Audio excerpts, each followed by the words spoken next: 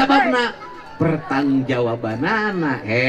sia mimpin daerah tuh aya rakyat gering tapi kamaotna teu kaubaran tuh rakyat maneh ka rumah sakit teu ditarima tuh nu gering orokna ditahan di rumah sakit tuh budak sakola ijazahna teu bisa ditebus apan gratis tapi kudu mayar keneh era sia bener teu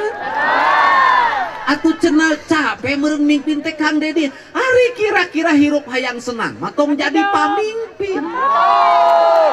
sabab jadi pamimpin mah bakal manggih kasusah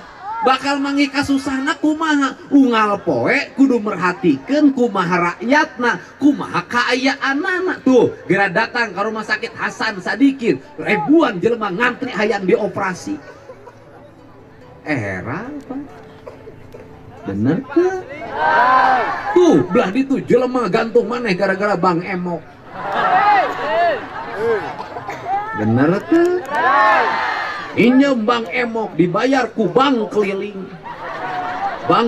dibayar di ku pinjol sugan hayang menang duit deui boga duit gede judol Jawa Barat judolna juara kahiji pinjolna juara kahiji era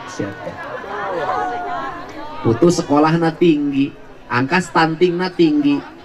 engke aya kajadian cenah naon bupatina genut ku aya jangkung gede rakyatna stunting